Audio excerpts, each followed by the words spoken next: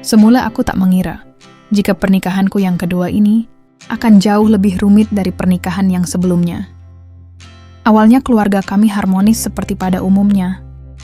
Namun semua berubah setelah peristiwa yang kualami bersama Andre, putra tiriku. Aku sadar jika semua itu memang kesalahanku. Aku tak bisa menjaga kepercayaan suamiku dan justru terjebak dalam keindahan semu itu. Sebelumnya, perkenalkan namaku Hartatik atau biasa dipanggil Tatik. Usiaku 39 tahun, seorang ibu rumah tangga biasa. Aku memiliki 2 orang anak. Yang pertama Dini, dari suamiku yang terdahulu, dan yang kedua Andre, dari suamiku yang baru. Aku menikah lagi dengan seorang pria kaya bernama Mas Bambang. Dia juga membawa Andre, yang usianya hampir sama dengan Dini. Dan kini, sudah lebih 3 bulan lamanya Mas Bambang berada di luar kota untuk menyelesaikan urusan bisnisnya. Sejak itu, rasa sepi dan tak adanya pundak untuk menyandar membuat hari-hari yang kulalui terasa hambar. Seringnya Mas Bambang keluar kota, membuatku seperti seorang janda yang hidup sendiri tanpa adanya suami yang menemani. Beruntung masih ada Dini dan Andre, sehingga di rumah aku tak terlalu merasa sepi oleh canda tawa mereka. Sayur-sayur! Lamunanku seketika itu buyar saat terdengar suara memanggil dari luar rumahku. Aku yang pagi itu asik melamun sendiri di ruang tamu, baru menyadari jika waktu sudah menunjukkan jam 9 pagi. Agaknya aku harus membeli sayur dan roti, agar ada sesuatu yang bisa kami makan nanti. Aku beranjak menuju pintu utama, dan rupanya di depan rumah sudah ada Bang Agus yang berjualan sayur sekaligus dikelilingi oleh ibu-ibu komplek ini. Bukan rahasia lagi, jika ibu-ibu sudah berkumpul, pasti akan membicarakan gosip-gosip yang ada di sekitar komplek ini. Mbak Tatik, sini ikut kita, ucap Bu Santi. Beliau merupakan wanita senior di komplek ini. Aku sebenarnya tak terlalu senang dengan gosip yang ada. Tapi, entah kenapa aku juga penasaran dengan apa yang sedang mereka bicarakan. Beliau memulai cerita, sampai tanpa kusadari, Bang Agus sedari tadi memperhatikan penampilanku dengan tatapan yang sulit dimengerti. Dari sorot matanya, aku paham kemana pikirannya. Tak dipungkiri, di usiaku yang tak lagi muda, aku masih rajin merawat diri.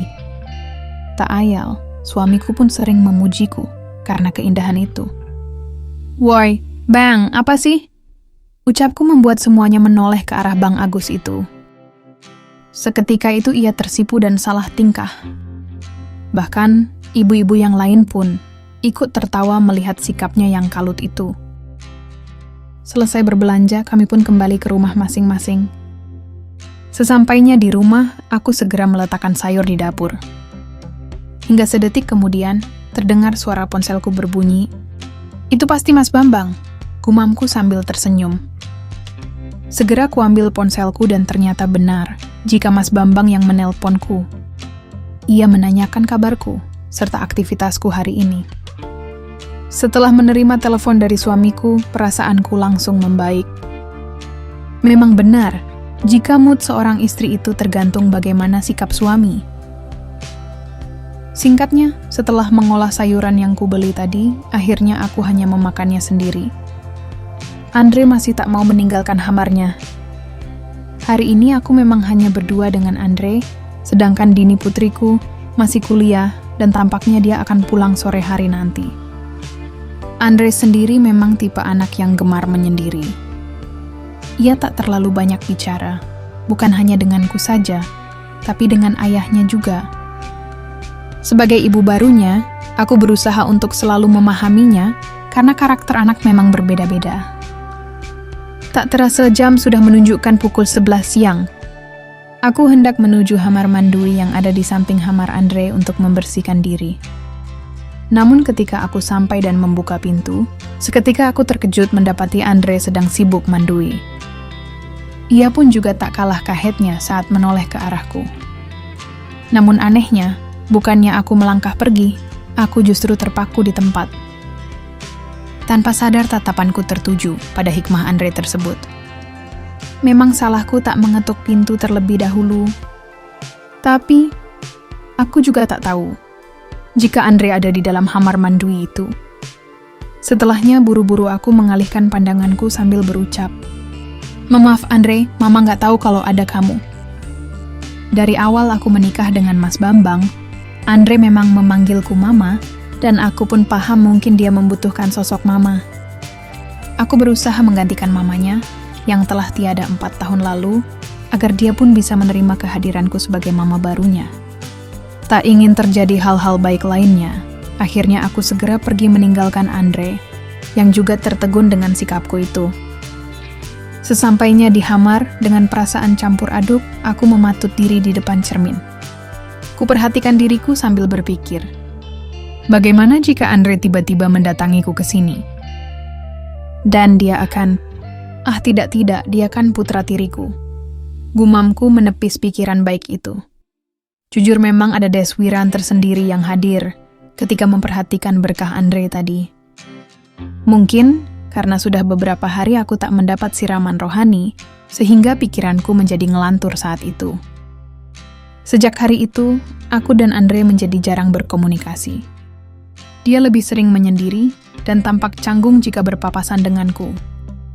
Bahkan sampai 5 hari berikutnya, aku dan Andre masih tak saling menyapa. Hal itu pun membuatku bimbang dan ragu. Haruskah aku menyapa Andre terlebih dahulu atau tetap diam-diaman seperti saat ini? Aku menjadi serba salah dengan situasi saat itu. Apalagi hari itu, hanya ada Andre dan aku di rumah ini. Karena kemarin, Dini putriku berpamitan pergi untuk bakti sosial dan entah kapan ia kembali. Sementara suamiku justru memberi kabar jika akan pulang 2 hari lagi. Sampai esok paginya, selesai bersih-bersih dan bersantai di ruang tamu, aku masih memikirkan cara agar aku bisa menyapa Andre. Namun, ketika sibuk memikirkan cara tersebut, mendadak Andre datang dari kampusnya dan hendak menuju kamarnya. Pemuda itu membawa beberapa makanan yang baru ia beli, dan sepertinya akan menyendiri lagi. "Andre, tunggu," ucapku spontan. Entah mengapa aku refleks memanggilnya, sementara Andre menoleh mendengar sapaanku. "Sebenarnya ada yang ingin Mama bicarakan sama kamu," ucapku. Sejenak Andre terdiam heran. "Maaf soal yang kemarin. Mama nggak tahu kalau ada kamu di kamar mandi," sambungku. Andre tiba-tiba tersenyum. "Gak apa-apa kok, Ma. Andre ngerti." "Tetapi kok Mama nggak enak sama kamu?" sahutku. Mendengar itu, mendadak Andre mendekat. "Kalau Mama kesepian, langsung datang aja ke kamarku," ucapnya membuatku kaget. "Apa maksudmu?" ujarku hampir salah tingkah. "Mama bukan seorang yang bisa berbohong, terlihat dari wajah Mama," ucapnya yang semakin membuatku jengkel. "Enggak, Mama cuma mau minta maaf. Mama nggak mau kamu salah paham, Dre. Papamu di luar kota, Dini ada kegiatan di kampusnya, tinggal kita saja di sini." Entah kenapa aku berkata demikian, seakan-akan memperjelas jika hanya ada aku dan Andre di rumah ini. "Apa Mama yakin nggak kesepian?" tanyanya dengan senyum penuh arti. Aku terdiam. Entah kenapa pertanyaan mudah seperti itu membuat aku ragu menjawabnya. Cukup menjawab tidak, maka selesai urusannya. "Ya udah, Ma.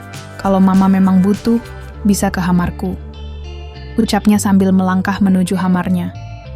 Entah kenapa aku jadi malu sendiri. Terlebih tak bisa menjawab pertanyaan sepele tadi. Siangnya, untuk menenangkan pikiranku, aku memilih pergi sejenak dari rumah ini. Aku mengunjungi rumah Mbak Mita, yang tak jauh dari rumahku. Dia adalah tetanggaku, sekaligus teman yang aku kenal baru-baru ini. Sebelumnya aku sudah mengirim pesan singkat jika hendak ke rumahnya, sehingga kemungkinan ia akan menyambutku di rumahnya. Sambil berjalan, aku kembali teringat akan ucapan Andre tadi. Aku tak habis pikir, mengapa anak itu bisa bicara ngelantur seperti itu? Apa jangan-jangan dia tahu jika aku memang kesepian saat ini? Kenapa aku jadi kepikiran Andre lagi sih? Gumamku. Tak lama kemudian, sampailah aku di depan rumah Mbak Mita. Memang rumahnya tidak terlalu jauh dari rumahku, mungkin sekitar 9-10 menit dengan berjalan kaki. Loh kok? Ucapku kaget ketika melihat sebuah motor yang tak asing terparkir di rumahnya. Belum sempat aku mengetuk pintu, terdengar suara yang cukup mencurigakan dari dalam. "Nak Tony, udah sebentar lagi ada Mbak Tati kesini." Terdengar jelas suara Mbak Mita dari dalam. "Bentarlah Mbak, nanggung ini," sahut seorang pria yang juga tak asing bagiku. Aku segera menuju jendela untuk mencari tahu yang sebenarnya. Jadi Tony dan Mbak Mita, aku mematung memperhatikan mereka. Tak kukira wanita yang kuanggap lugu seperti Mbak Mita juga bisa taram tam-tam dengan Tony, teman anakku. Nampak Mbak Mita begitu kesenangan dengan saran dan solusi dari Tony. Begitupun dengan Tony, yang begitu bersemangat mendayung sampan hingga pelabuhan.